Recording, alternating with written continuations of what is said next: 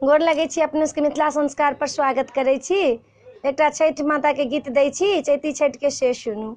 चैत के दिनमा सुदिनमा छठी मैया आएली दुआर, छठी मैया आएली दुआर। बालक आशीष यहाँ दियो, छठी मैया आएली दुआर, छठी मैया आएली दुआर। साल में जे दुई बेरा एलखिन, चैत आएली दुआर, चैत आएली दुआर। गहुमा के ठकुआ बनाएबा,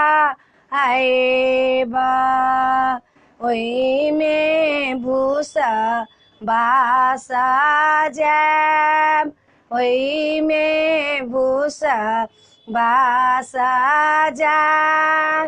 डाला में पाँच फल धरबा, व्रत करबा हमहूँ, व्रत करबा तोहार।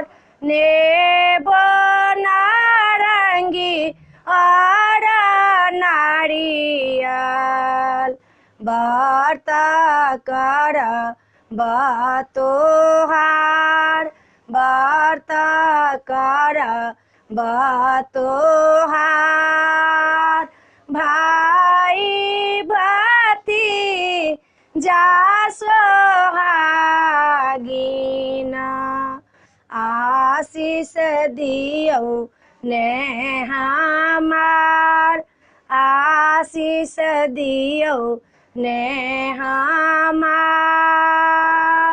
चैत में छठी मैया आएली, आशीष दियो ने हमार, आशीष दियो ने हमार। वीडियो में यह छल। अपने सबके ई छठि के गीत नीक लागत तो चैनल के सब्सक्राइब करो नहीं बिसरबे, जरूर सब्सक्राइब करबे।